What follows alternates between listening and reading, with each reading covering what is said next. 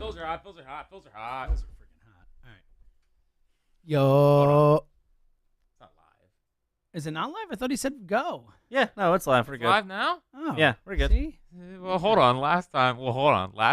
Yeah, last time I did hit the mute button. Is this working? Or This is working. Is this thing on? I can I actually verify had it's working. one person tweet at me that their kids were going to be devastated. Phils are hot. Phils are hot. Phils are I hot. recorded that apology. Yeah, no, I know. Yeah, well, it wasn't enough, Tucker. It might have come off as You insincere. ruined some people's day, but Yeah. some children just, no big deal. Tucker, hater of children. Yeah. All right, I don't care about the kids.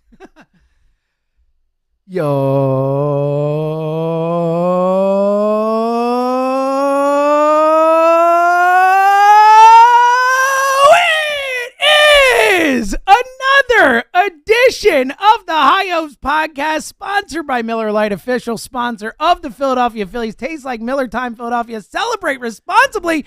A sweep to start a West Coast trip, Fritzy? Is that allowed? I thought that was against the rules of Major League Baseball. What's going on here, buddy? Phils are hot. Phils are hot. Phils are hot. Phils are hot. Phils are hot. Phils are a wagon, buddy. Oh, dude, they're just good. Get on board, They're just dude. good. What, they just win games. They have the third best record in baseball, but are Handle second in their business. division. Handle business. It's a joke. Yeah, how about it? Hey. Man? This is what an unnatural spot we are in. Best April for the Phillies in 13 years. No big deal. Can we please delete the first podcasts of this season? Because all of it is a whole bunch of moot points, buddy. Team's hot. They're good. They're just a damn good baseball They're team. really good. I think this podcast could be 5 minutes. You want to know why? They're good. Yeah, that's it. We don't mean it's exact. as simple as that. Cool. They just go out and Dude, pitch and hit and play baseball. getting the June to September Phillies of the last 2 years in April is one of the weirder things It's I've ever jarring. Dude, they're just going to do their jobs. Again, you talked about on the show on Friday. They're like, "What do you think they're gonna do in San Diego?" I'm like, "Probably 1 and 2." If I'm being honest, they freaking swept. Yeah, just took care of business. Showed up. It was no other than One bad Taiwan. Other than one bad moment. I'm just listen. I'm as anti-Taiwan as Yeah. everyone. He got a little unlucky. I mean, Well- the first home run, he struck the guy out, Uh-huh. and He did. Like, that was a BS call. Like, and JT was hot about it. I know too. we don't usually see JT like that. And then yesterday, I mean, Bryce could have made that play. Yeah. So But- leave Taiwan alone. Like, yes. That's always been my position on Taiwan yes, Walker. Yes, we've always, yes, that's right. Yes. Leave Taiwan alone. Let Taiwan do his thing. Hey, let him go. By the way, I mean- hold on, real quick. Sorry, but you know how like people get mad about when I do the Schwarber, the record with him in the leadoff spot. Uh-huh. Just saying, Oh, goodness. What's Taiwan's record when he starts games? dude. I think they're 22-10. Dude, they might be the best team in baseball, and Taiwan Walker Want to starts. know? He's want to know. Dude, all he does is win, man. It is sickening. His win loss. Oh, it's unbelievable. And look, in this case, and they won the game, but I blame Topper more than Taiwan. Like, look, I know it was only 73, 74 pitches, whatever, but it's his first start back. 6 innings, 3 runs. Yes, that's like a nice start, and you have a fresh bullpen. You just had 2 guys go 8 innings. What are you doing? No. Disagree. So, 73 pitches, yes, but he's been up to like 110 pitches in the minors. So But it's not like he's not ramped up. He should have someone ready. It's as simple as that. You should have someone ready. Yes. If nothing else, like, fine. If you want to let him start the inning, that's fine. Once there are 2 runners on base, there's no way you can let him stay in to face Castellanos. When you got a guy that knows how to win games like Taiwan Walker, sometimes Well, you he got to knew he let had a him. 4-run lead, so he could give up a 3-run homer, and we'd still be okay. Exactly right. Exactly right. Exactly right. I will say the Phillies are they're so like throwback in a lot of ways. First off, like Thompson, I think is more. It's so funny he gets crushed like the critiques of Thompson. Dude, he lets pitchers stay in more than any manager I remember in recent years. Well, like, he's the go-to of it. There was a couple. And I just ripped him for it. There's a couple times, even like where like they would allow a run, or like the Nola start on Friday, where it's like he Totally. allows a home run, and I think every other manager is like, "We got to get him out." Yeah. And he's like, He whatever. pitched like 2 more innings. Yeah, he went 8, dude. I mean, Ranger went 8. Taiwan was pitching into the 7th. I know. These guys, they go long into games, man. Well, especially early in the season, Yeah. they talked about they're like, oh, you don't want to work these guys too hard early. And look, it's because they've been so economical with their pitches. It's like it's all about the pitch counts going. It doesn't really matter how many innings it is, other than if like the Turnbull thing. If there's a long half inning, maybe you don't want a guy sitting that long and stuff. But in all these spots, it's like, yeah, he's other than Taiwan, it's his first start back, but it's like 74 pitches after 60. Of course he's going to go off. Like, what? Who wouldn't? So it's that they've just been so economical, and they've allowed Tabers to be like, yeah, keep on going, buddy. Let's keep rolling here. I tell you what, it makes the manager's job easier when guys just go out and do their job. And when your team just starts hitting a ton of home runs all of a sudden again, which is nice. He said they were going to slug. Yeah. And who'd have thunk it? And they are slugging. Who'd have thunk when this team started slow offensively that they weren't going to stay slow offensively all season long? I'm just shocked about that. I'm shocked that Bryce Harper and Trey Turner, and I'm shocked these guys hit. I mean, who'd have thunk it? Who'd have thunk that they would eventually hit? By the way, I think it's my favorite analytic. It's not an analytic. It's just a number, to steal Howard's line. But because it's my favorite Howardism. Speaking of slug life. Yeah. It's my favorite Howardism. It's not analytics. It's numbers. Yes. It's like, well, kind of the same thing. By the way, happy birthday. Oh, yeah, King. How about it? I believe they are now 7-0 when they hit 3 or more home runs in a game. Mm-hmm. Yeah, which is they're of course they're leading the league in homers all of a sudden. Are they really? Yes, they lead the league in home runs now. Wow. Like that. Like, oh, there we go. So they have the best pitching staff in baseball. Yep. They have the most home runs in baseball. Mm-hmm. Defense has been pretty solid. Mm-hmm. Bullpen. It's so funny seeing Alvarado's ERA because I swear he hasn't a lot of hits since the first game. So many hit, but he's had 5 ERA still. It's like, does it ever go down? And what are we doing here? Yeah. Yes, yeah. I know. And like the things we complain about now, like what is there to complain about? It's like Taiwan and Sir Anthony. Yeah, that's it. Yeah. Nick. I mean, Castellanos, hey, man. Listen, big series. 3 walks yesterday. Dude, he did get 3 walks. Those are big, too. Right before I Stoddard. believe he has had 3 walks. I think it's like a once-a-year thing, if I'm not mistaken. Okay. I think he had 3 walks once last year and 3 walks once. Or no, not even that. I think it's once every few years. I think it's like he's had like 3 3-walk games ever. It was jarring. I will say. Shocking. You kidding me? Yeah. But good signs. And look, they were important walks. In both those cases, they led to the Stott 2-run homers, where the first one, then they go down 3-2. Mm-hmm. Exact same thing happens. Casty hits the walk, Stott hits the homer, bang, 4-3 again, and then they, kind of took it from there. But those are important walks. Like they told you in Little League, buddy. A walk's as good as a hit. He's definitely the walk's as good as a hit kid this year. Don't swing. Yeah. Seriously, do not swing. He will walk you, I promise. So, but here's the big difference, and I don't want to, boil it down to a simplistic form here, but the big difference between yelling that at a Little Leaguer and Nick Castellanos is that the Little Leaguer is playing for free and the right fielder is making $100+ million. Is that different? So when you are in the dugout yelling at Nick saying, "Hey, walk's as good as a hit," like that guy's being paid $20-some million a year. Meanwhile, Little Leaguer's picking dandelions. That's right.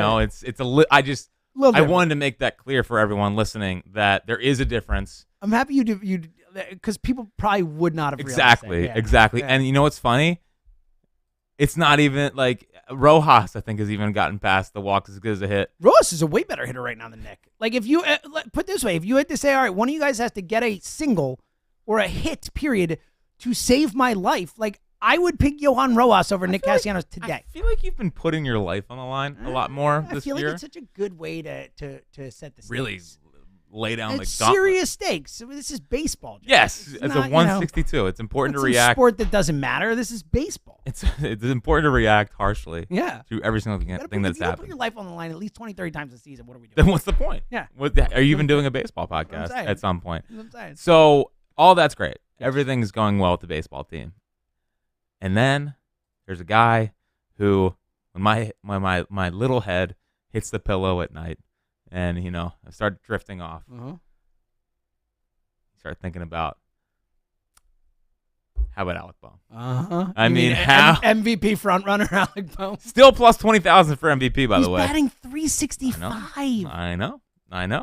And you know what's so funny? You know what? Obviously, and this is not our listeners. This is more the casual baseball followers to the team. I tweeted out Friday night that he is, or maybe I don't know, whatever. And I said that it's pretty crazy that he's developing into prime Rendon in front of our eyes. And people commenting like, why would you compare him to that bum? It's like, do you remember how good Anthony Rendon was? Like, do you remember? There's a reason he got a $280 million contract. Dude, Anthony Rendon was a monster for like 5 years. You know what's funny? I am positive that I said on a podcast during that run there at one point or another, if I had to pick someone in baseball to get a hit with my life on the line, I would take Anthony Rendon. Dude. Like that sentence definitely left my mouth at some point on this podcast. I was such a Rendon guy. Like I always felt like he's just doubling up all over the place. So, but that's who Alec Bohm always has reminded me of what I thought he could be. Is he's not going to be. I don't think he's ever going to be a 30 to 35 home run guy, even though he's 6'5". But I always thought that Alec Bohm should be a guy that should be over 300 or at least 290 every year and should be close to the league lead in doubles. And it's funny because so many doubles. So many doubles, dude. So many doubles. But he does have also prime Castellanos to him. I mean, like, that's the player he should be, is a doubles machine. He should be batting over 300 and hit 20 to 25 home runs a year. I mean, that's what he should be. I mean, dude, he is third. I think he's third in the NL in WAR. I mean, and it's happened fast too. I mean, it was like he went from like 340 to 365 in a day. He had 17 hits on a road trip. Yeah, there you go. He had 17 hits this road trip. I mean, that's crazy. That's ridiculous. Yeah. That's ridiculous. And again, why I want to erase the early episodes of this podcast is because I said I don't know if he can be the 4-hole hitter because I thought he was more of like a singles hitter. And ever since, there's two things that happened. One, I went hard on that, and that happened. And then Aiden Miller started developing into like this like stud prospect, and then Bohm's like, hold on, I should probably start lifting. Wait a second here, yeah. Wait a second. And like I thought early in the season, the lineup was missing a bat, like an impact bat, and I thought like Schwarber, Turner, and Harper, it was so top heavy. But now when you add a guy like Bohm doing what Bohm is doing, it just looks like the lineup just looks longer and more impactful, and you're starting to see it so far. It's been massive. It changed the whole complexion of the lineup, and moving forward, it's just going to be so much more important. I mean, we've talked about it in the playoffs last year, the beginning of the season this year. The whole like Schwarber leadoff thing. It's like no cleanup. Like that is the most important thing this team has to solve. And look, again, it's early and all that, but man, if he can step in and be this guy, obviously maybe not 365 guy, but it changes everything. It changes everything about the complexion of the team and what their ceiling is. And oh, by the way, above average defender. Somehow, like he is like a vacuum over there. The ball gets hit that way, he's going to make the play practically almost every time. Like he is, it's so impressive what he has done this year so far. And you just want to, because we've seen him go on. Remember last year, that wasn't this, but he was driving the ball more. And I think he had like 3 or 4 homers in the first, few weeks of the season. We're like, here we go. And then he reverted back. We got to see him stay where he's at now and make this a permanent change. Yeah. It's actually, Franco used to do this too. Of course he did. Where Franco would have this like 8-week stretch where it's like, there it is.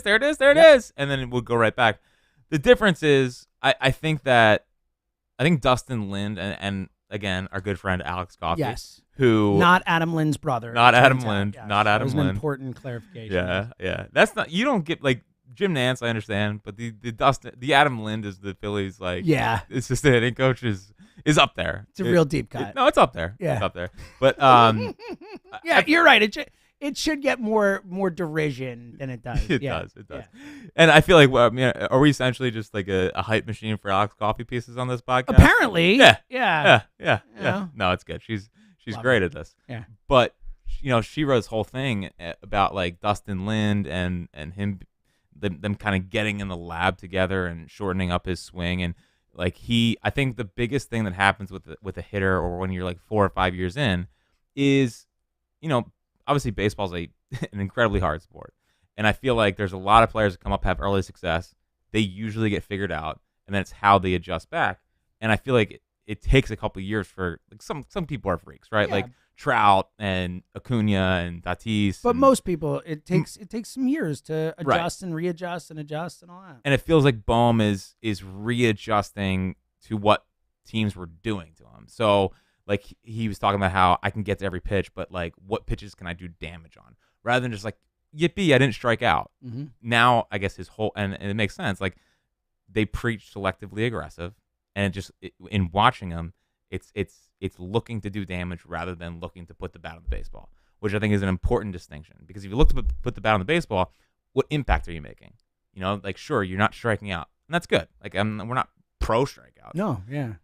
but prefer you not strike prefer out. you not Yeah, strike be out. cool. Be All cool. things considered. Yeah, give it an option. Yeah. But it's about what can I look to launch on, and I think that we're in the progression of seeing Bohm get to that point. And I think that's the difference. It's massive. And look, he is entering his athletic peak. I mean, your late 20s, 27, 28, 29, that's generally when you're thought to have your most physical ability and all that type of stuff. We have the year of 27. You play fantasy. That's a classic thing, the 27-year break. Thing. I mean, look, it's always been a thing my whole life playing fantasy. I don't know if it's as prevalent as it used to be, but that's the idea is that, because it takes time. First of all, your athletic peak physically, but then it takes time for guys to adjust to the league and to get to that point where they truly break out. I'm really heartened by it. I'm really and I think it is. I don't think he's going to win the MVP. I don't think he's going to be at 360, but I think it's sustainable. I think what he's doing is sustainable, and if it does, it changes everything. Who finishes higher in respective voting? Ranger for Cy Young or Bohm for MVP? So I think Ranger might win the Cy Young. Well, legitimately, him or Wheeler. I mean, I know we had two, but I got Wheeler plus 900. I think that, and look, I think Wheeler, he's the name and all that. I think Ranger, it's all real. I wouldn't be shocked if we're looking at the end of the year, Ranger, everyone's saying he's top 5 pitcher in baseball. That. I just, again, I believe it fully. So I absolutely think Ranger. I think Ranger might win the Cy Young, legitimately. I do not think Bohm is winning MVP. I love it.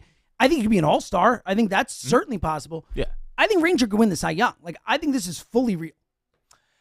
So I agree on both. It's just, I don't think Bohm's going to win the MVP.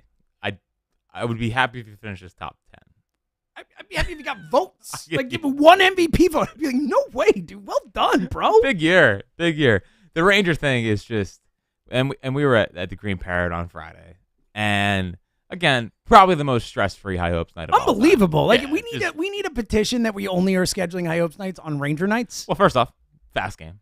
It was a 5-1 game, and it was 2 hours and 9 minutes. I was like, I'm probably not gonna be able to stay for the end of the game. I was like, oh, it's done. All right, time to go home. It was amazing. Yeah. So he's just, and I'm glad that he surpassed Cliff or tied Cliff with the inning streak, because that's who he reminds me of. You've been saying it for so long. Before Ranger was even good, you were comparing him to Cliff Lee. He works fast, throws strikes, is competitive in the strike zone. He's nonchalant about it, the whole thing. And what makes Ranger so tough, and because obviously the stuff doesn't pop, it's not, wow, look at how ridiculous the spin on that pitch is. It's just he's so consistent within the strike zone, and he can legitimately throw 4 or 5 pitches for strikes at any time that he wants. And I just saw, it was someone on Twitter tweeted out a David Cohn quote where David Cohn said, "The best weapon a pitcher can have is mystery." Yeah. Just not knowing what's coming. And with Ranger, because he throws all those pitches and has such command of them that you never know what's coming. Well, and the other key is that he has no, and the most important thing for a left-handed pitcher to really have success at the big league level is you have to be able to pitch inside with your fastball to right-handed hitters. And he has no problem doing it. He'll go up and in 94 and throw it anywhere. I feel like Ranger will put the ball anywhere it's supposed to be. You can just put it there and I'll be like, all right, here you go. And he has no fear. He has no fear. And that's the most, again, for true old school, because I feel like I get labeled as not being old school in some ways, with a lot of my opinions on things. But just funny because you are way more old school than I think people realize. Yeah. But I grew up in a mixture of both. Yep. I grew up on Clemens and Pedro into Halladay, these guys that pitched. And then it became the era of stuff. And I am beyond pro stuff. If you want to do 15 minutes on George Clausen, you're stuff plus. That's how pro you are. Yeah, exactly. Huge stuff plus guy. But Ranger is such a middle 2000s, just good starter guy that doesn't throw overly hard, but just knows how to pitch. And if you want to teach a young kid what pitching looks like, it's Ranger. And it's honestly, it's a lot of these guys, dude. It's Ranger, it's Nola, it's even Wheeler. It's just Wheeler, not everyone's blessed with 96 to 99. But they all got multiple pitches. They all can throw a bunch of stuff in different counts and all that. Dude, they are just they're must-watch television right now. And it's so funny because usually it's the batters are the must-watch guys. Like, I got to see Bryce hit. I got to see Turner. I got to see Schwarber. Can he hit one 500 feet? But, like, this starting staff, I think it's must-watch TV right now. And it's just so fun to see them try to one-up each other and pitching deep into games. And it's good right now. It's thrilling. I know you. It's I mean, good. for you, there's nothing better. Let's just go out and out-pitch people. What a thrill. The Phillies just going out and just out-pitching and developing Well, guys. dude, they might have been. They might. Junior be Marte, 8th inning, big spot. Never in doubt. No problem. Just easy. Sure. Yeah.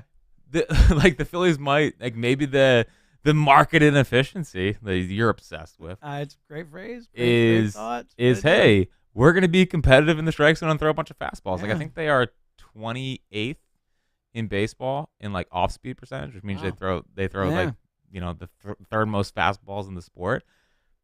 And the other pitching staffs, the Yankees and Cubs, who, I mean, are also pretty good developing, when it comes to pitchers. So it's special right now. It's special. Pitching, baby. It really, Pitching. it really is. It's unlike any start we've had in a while with just, and again, like, you look at all these other teams and it's like guys go 5 innings, 5 1/3, 4, this. Like, to watch these guys go out like 8, 6, 7, it really is jarring. It does not feel like, to your point about the whole stuff thing on, it doesn't feel like what baseball is anymore. Mm-mm. Like, it really does feel throwback. Watching them every night and watching just dudes freaking eating innings, but, and being awesome doing it, but it really feels old school. It's pretty neat. The Phillies are good innings eaters. Yeah, but they're good innings eaters. Yeah. Eat innings. The bullpen's fully rested.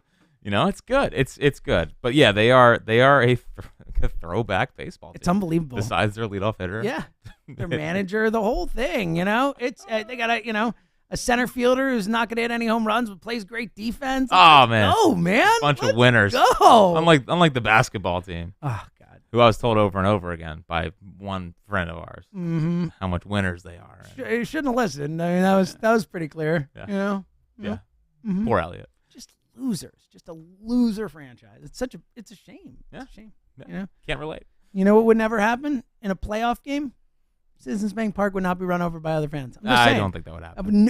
In no world does that happen. The regular season, sure, it's a different thing. But, like, in the playoffs, a 0% chance that would happen. You mentioned Saturday night. Shout out to everyone who came on Saturday night. We had the best, maybe the best turnout we've ever had for IUP's watch party up there. So many awesome people, a bunch of WIP listeners, obviously a lot of High Hopes people. By the way, special shout out, our buddy Dave, a longtime IUP's listener, has come to many events, actually called 5-1. So he had Bohm hit the homer. He's like, anytime homer, look, I bet it. I was like, oh, look at you. I'm like, what's the final score going to be? He's like, let's go 5-1. And it was 2-0 at that point. So shout out to him. That was an amazing call. But the place was awesome. The owner, Bob, was such a great guy. And just a super fun High Hopes night. I feel like we never go out and they just, like, handle business and win a game. And they just did it. And if you got to come, we have 3 more of these. Dates will be coming out. We'll be announcing them. But 3 more of these watch parties. You got to come. People won Phillies tickets. There was trivia, which was really fun. And also works out that our Miller Lite account of the week is the Green Parrot. And again, we had such a great time Poetic there. justice. How about that? Today's show is sponsored by Miller Lite and the Green Parrot in Newtown. Check out the Green Parrot for every Phillies game and enjoy $3.50 Miller Lite pints and their loaded fries with melted cheese and bacon and ranch. Miller Lites for Phil's win. Celebrate responsibly. Cannot recommend the Green Parrot enough. It was a great time. We had an awesome time. All right. Let's stick with the pitchers and then we'll get to the bats. What else stood out to you? Nola's start over the weekend. Just in general from the pitching staff. Yeah, so Nola was good. It was vintage. Friday, always a longer day. Classic, right? But I fell asleep in, like, the 5th when they were up 7-1. Woke up in the 8th. Watched the like, it was good. How nice is that, though, right? Yeah, It's like it's they're still stress-free. ahead. Yeah, exactly. Before it'd be like, it fell asleep, like, oh, the bullpen gave up 6 runs, so I was sleeping. Great. And they were all Thanks, they yeah. started launching. Yeah. Once I saw, like, everyone go deep in the first couple innings, they got it They tonight. got it. So Nola's good. And going back and rewatching, he's just, I guess he's just like everyone else in the staff, just consistently good. I mean, I think his command looks much better this year of his fastball. And I just, it did remind me though watching him. Do you remember when he almost threw like the no hitter and then they lost the game? Oh yeah, out in San Diego. Of course I do. Yeah. It's like that's the only thing I thought of like while watching Yeah. him was, man, I've seen this before. Yeah. I was waiting for the game time Yeah. on the 9. Yeah. They pushed him. So Noel's good.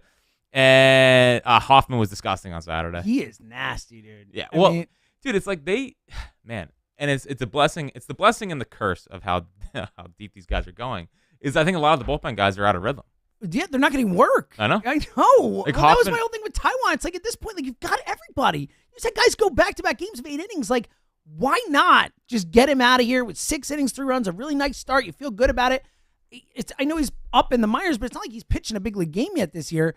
You've got dudes who need to throw. Yeah. Well, it was a good thing Alvarado was just fine. Hoffman fine. I was actually, man, Marte looked awesome. And that was a big spot, too. I know. You know, it was. Because you really don't, you have a chance to sweep. You're up 7-1, like, or 7-3, whatever it was. To lose that game, like, that would have really sucked. Like, that would have been a real bummer on what should have been a real positive series.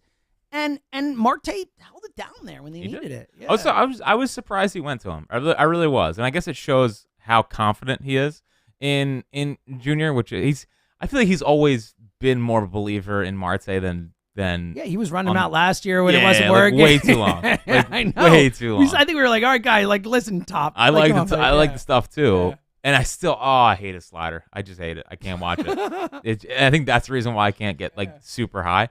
But I was really surprised he didn't go to Kirkering in that spot. I mean, Kirkering hadn't pitched since Thursday. Mm-hmm. So, obviously they don't have like an off day until this Thursday. So, but I was for a close game, I think Kirkering has pitched well enough to be in that spot, but I guess he trusts Marte. The Rob Thompson, man, I just wonder. It seems like we're seeing a lot of the same things as last year, which is like the really big trust in guys.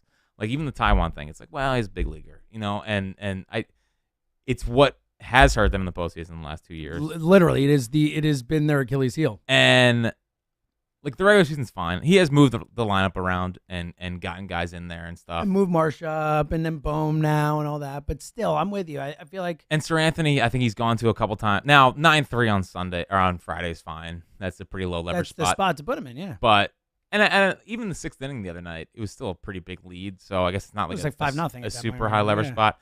It's just. It feels like he's always and I do like the idea of trusting guys, and I think it does reward him. I think people like playing for him because he trusts guys.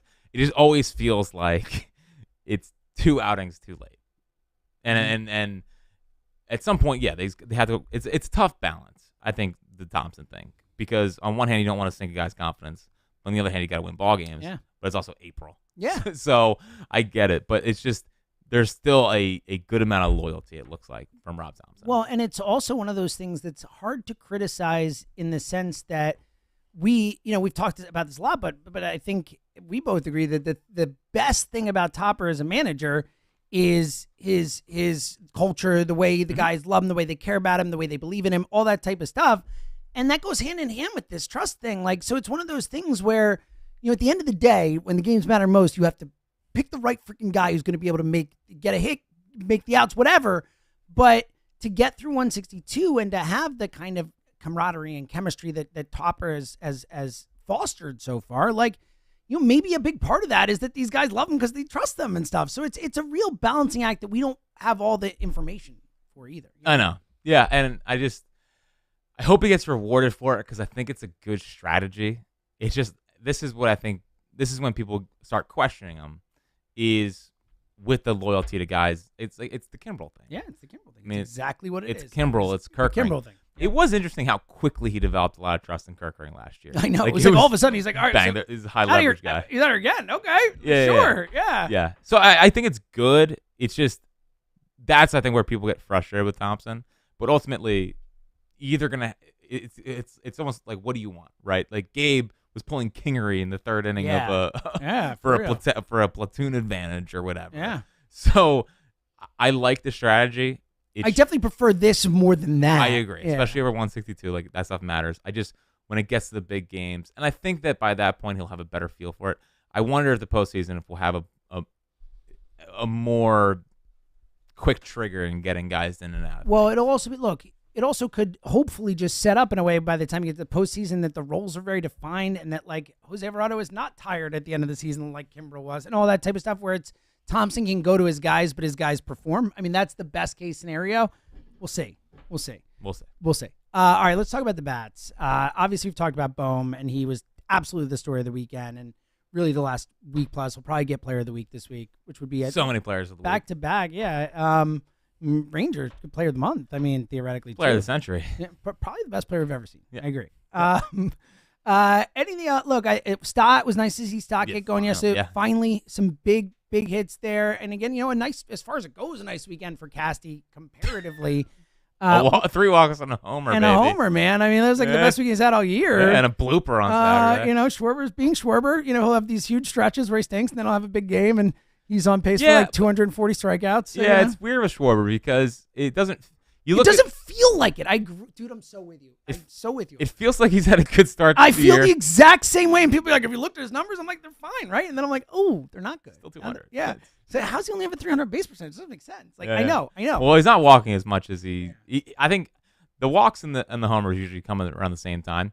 But I do feel like he's getting more hits. Like Saturday was bad. He struck out 4 times. But I mean, he's on base 3 times on Friday, 3 times. He got 2 hits yesterday. It just doesn't. I'm surprised his batting average is 200. I'll just say that. I'm right there with you. I'm surprised. I feel the same way. I really do. So yeah, the lineup feels like it's kind of settling in. Getting Stock going is massive. You need to get him going for the bottom half. Huge. And it was good to see like Marsh had a couple slow games. Obviously got off to the ridiculous start and then kind of tapered off a little bit. Good to see him just bounce right back and have a big home run and just tank shot, just consistently hitting the ball hard, which is good. Turner, the nice part where the lineup is like, okay, Harper goes 0 for 4 yesterday, and someone else picks him up, or one of the big 3 will go like Schwarber. He'll go 0 for 4 on Saturday. Someone else is there to pick him up, which was the whole point, right? That's the way it's supposed to work, right? But where I felt like at the beginning of the season, and they started winning games, but they're kind of even Steven before getting on this run, was that it just seemed like the if those 3 weren't hitting, they were in the toilet offensively. And enough people. JT had 2 home runs out in San Diego, which is good. Need to get him, back going from that department. But they're getting enough production from the others, and obviously Bohm's turning into again Prime Rendon in front of our eyes has helped. Has helped. But yeah, it's good. Yeah, I know. I feel good. I mean, what a podcast. Even with Merrifield starting to hit a little bit, I know. It's just like, what a podcast. This is great. It's good. Everything's just really good. It dynamite discussion. Dynamite drop-in, Monty. You said it before, but I really do feel that way. Like it feels weird. Like having this conversation right now at the end of April, like it's April 29th, and just talking about like a team that's just been awesome. Like that's exactly all that we asked for, the hot start, take advantage of that April schedule. Like, they did it all. Like, they did it. We're there. Like, April's almost over. They did it. They have an 18-win month. Yes. With 2 days left. With 2 games left. 20. That's at the record for April wins for them. They got 2 games left. It could be a 20. Yeah, it's... Now, better not work in reverse this year. Yeah, don't get bad later. Yeah. Exactly. No. Exactly. No. Hot start that needs to sustain. Which you're gonna have to, because unfortunately the Braves never lose. Not 19 allowed. 19-7. I mean, what the hell? I know. It's so annoying. They are relentlessly annoying. They're relentlessly annoying. They really are. It's like, and they keep winning these games like extra innings. I know. It's like enough already, guys. I know. Like enough. Strider's done. Albies has been out. Who cares? Albies back already. How'd that happen? Oh, nice. Good. I didn't even know. It's like he's supposed to be at a month. He's back. What? Anyway. That's fast. Right? I couldn't believe it. Anyway, I'm with you. Okay. Super annoying. Good. All right. What else? We got anything else? I don't think I have anything else. Do we have anything else? Everything's great. Everything's good. Take back? You have to take sure. back? Yeah. Everything else I've kind of talked about Something so far. On the take back? Everything else. How about the White Sox winning 3 straight? My take vault. Wow. You want to get it out? Doubled their win total with the sweep this weekend. You want to take it out of the take vault? No, I'm going to leave it there. I feel good. So I gave the speech on Friday. Oh yeah, my bad. I should have rounded back to that. Yes. So it went well. It was funny because in the so Tommy and his buddy officiated the wedding. He's also a huge Philly sports fan. Nice. And there was just so many references throughout the ceremony of, and you'll beat him when the Phillies lose. That's great. And stuff like that. I could just envision the old school like church people being like, "This isn't." Yeah. Like, what is happening? What does this have to do with anything? Yeah. So there's a lot of Phillies references in that, and I just thought it was so beautiful, So during my speech, I landed the line about the three things. It worked. That Tommy is can't handle, and the last one was Nick Castellanos. Nice. And you ever you can just look at the crowd, right, and you can just feel like they're into you. Oh, of course. So I said the first two, and then I gave the old pregnant pause, and I was like, and Nick Castellanos. And he was like, nailed it. I felt like it's a good feeling. I kind of felt like a stand-up comedian. I'm not gonna lie. Honestly, not even just like getting someone to laugh at something you say is like one of the great thrills in life. Yeah. So that's awesome. So it went well. I knew you'd do great. It went well. So I ripped Castellanos during it, and then Castellanos hit a home run later, and it was beautiful. Are we gonna say that that's the reason he homered? Well, it's how can you not be romantic about baseball? That's right. It always comes back around, and I think we're the first ones out. Had to get back for a walk. Mm-hmm. Got home right on time to watch it's very adult of you. It's good work. To watch the game. The old man has to leave. Phil started 9:40. Congratulations on the wedding, but best man's out. Don't we got a ball game. We got Knowles in the mound at 9:40. That's good work, right? Yeah, no, it's total bet moves all over the place. I figured it out. Yeah. I know how to get. I would have been at the wedding till 2 a.m. tearing up the dance floor. I wonder if I'm ever gonna stay up till 1 a.m. It's not as fun as you'd think. No, it's not. Go to bed. Yeah, the people who forced me to do shots at our event, I'm not happy with you. Yeah. I'll tell you that much. Never again. I felt it. I still right now, Monday at whatever it is, I'm feeling it still. So I can tell. Yeah. I can tell. And the only thing I had in my take bag is, it's so rare that a trade just works out for both sides. But the Marsh for Ohapi trade, it's a great trade. It's just Ohapi's been really good for them. Ohapi's been good. The Angels stink. Trouty, we gotta see Trouty. Oh, buddy, come on, ask out Trout. Castellanos, hope you enjoy Anaheim. Can we just swap them like a Lenny Dykstra, Juan Samuel move? I could use Castellanos having like a nuclear series. Just think about what this team is right now: 19-10, kicking ass, Bohm, breakout, like all this type of stuff. That's the best pitching staff in baseball thing. Imagine if they just subbed out Trout and Castellanos, like that one thing. Just put Trout in and Castellanos out. It's like, wow. Okay, so best team in baseball winning the World Series. Could be. Cool. Yeah. Could be. That's a good argument for it. I'm just saying. The Dodgers aren't hot. They are not. They are not. Yeah. Too much talent. There's only one ball. Braves have already stunk at the playoffs, and they won a Strider in the playoffs, where it'll matter even more. So just saying. Well, the last time they lost one of their best players, they won. So just letting you know. I'm not gonna mention that. Yeah, let's not get ahead of ourselves. No. It is so funny. We've beaten the Braves in the playoffs the last 2 years. I still view them as like the boogeyman. Of course, they've my entire life they've won the division. Yes, the Braves. I hate. I just never get too cocky with the Braves. I never think that we're going to beat the Braves until we beat the Braves every time. Exactly. Until we do it, no. And then we do it, and I'm like, I knew we were going to gotcha. do it. Yeah. Never a doubt. Attaboy Harper. Yeah. Attaboy Harper. Nicely done. Yeah. But I do have Braves fear. I don't really have Dodgers fear. I don't either. They don't. It feels hollow. The Dodgers thing. Yeah, there's only one ball. That's right. Otani just crushing it. Yeah. I know. Mookie's got batting 384, I believe. Well, Freeman hasn't even been hitting, and they're just like, Yeah, well, that'll be fine. I think Will Smith's batting 364. Yeah, I think they have the top 3 guys in average. Well, not anymore. Maybe Alec Bohm's up there. Do they have Ranger Suárez? That's right. You're damn right. They do not have Ranger Suárez. You know what wins in the playoffs, Jack? Pitching. That's right. Pitching and defense. That's how you win championships. Good things. We got those things. Tell you what. How about the Phillies? Pitching and defense. Let's go. What we do. It's what we always did. Our preseason takes. Not looking too bad. No, they've turned a corner. They started real bad. Yeah. Looking all right. Not too bad. Not too bad. Yeah. Maybe a couple of them we could have back. Sure. You're not going to bat 1,000. No. But I think we're doing all right. Yeah, I think we'd be all. Also, I appreciate there was a great listener at the event on Saturday. Held me accountable for DL Hall. Oh, yeah, that was great because then I was able to jump in and be like, yeah, me too. And me 3. Yeah, I had him on all my leagues. Which is funny because let me tell everyone out there, and not to blow smoke up Jack's. Sure. You know what?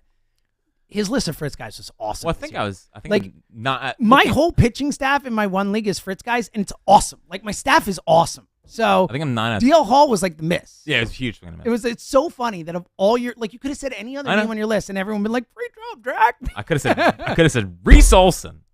Yeah, among many others. others. Like again, my whole pitching staff is for like Bailey Ober. Bad first game, great since then. Like literally everyone on my staff. Hold on, let me get to Lodolo. Love that guy. Bryce Miller has been great. Oh, those are three of my babies. I know.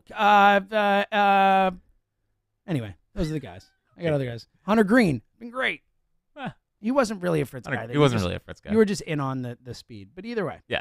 He's got good stuff. Lots of Fritz guys. I'm a stuff guy except when it comes to the Phillies. Then I just want command. That's right. Just get outs, buddy. Yeah. There you go. Be efficient. All right. Well, listen, we got some late night games. It's going to be great. It's going to be great. Thursday? Yeah, they're off on Thursday. We'll be back on Thursday. Okay. Unless if they get swept by or ugly 2 of 3 loss to the Angels, we might not be back on Thursday. But not this team. Not there. We're going to be back on Thursday. Hold on. I was trying to remember this today. Was it Drew Anderson that struck out Mike Trout? Or is that Jonathan Pettibone? This is like the deep cut of deep cut. Yeah, this is like, I feel like it's Pettibone. I think Pettibone. I think it's Pettibone. I think Pettibone struck out Mike Trout. I think it's Pettibone. Yeah. And that means something. Yeah, although, I think Drew Anderson made his debut in L.A. Might have. And I said, hey, that's a heavy fastball. Yeah. And he did not survive. He was not very good. You know, Speaking of Carpenter, do you remember the old Braves reliever Carpenter, David Carpenter? Yeah, I he remember was David sick. Carpenter. He used to set up Kimbrel, but he was good for like 2 years. Mm-hmm. He was my favorite pitcher in baseball. You were so weird. I love David Carpenter. I wish and Bard, dude. I used to love peak Daniel Bard. Daniel Bard, yeah. Peak Daniel Bard, like Red Sox Daniel Bard. Bard. The one that now is fine, but there was like some pitchers who like it was like voodoo watching them, and now like everyone is like them. Blake Trinan for a while. Trinan was sick, but like Joel Zamaya. Yeah. Oh, Joel Zamaya was nasty for like 1 year. That dude was like sick. Dude, it's like 104 and a hook. Yeah. Joel Zamaya was sick. Daniel Bard was sick. David Carpenter was sick. Mm-hmm. Like there's just like, and now everyone is just those guys. I wish we had a list of all throughout the years, like the Pivetta obviously, but like the list of guys that you over the years have said something absurd about, like next Kurt Schilling or next whatever. Like, but Pivetta's still number one. Oh, it is, but it'd be a really funny list to go back to. Well, I'm just letting everyone know now. I mean, Louis Varland's next. Add Louis Varland to the list, buddy. There we go. In AAA right now, but he'll be back. He'll be back. Phil should trade for him. Yeah, sure. Why not? He'd win a Cy Young here. More pitching. Let's do it. That's what we do. We're a pitching factory. Yeah, finally. So all you ever wanted, buddy. What a magical moment. Yeah. All right, we done? Yeah. All right. There's no more David Carpenter or Jonathan Pettibone references. Handle the freaking Angels, okay? Yeah. Seriously.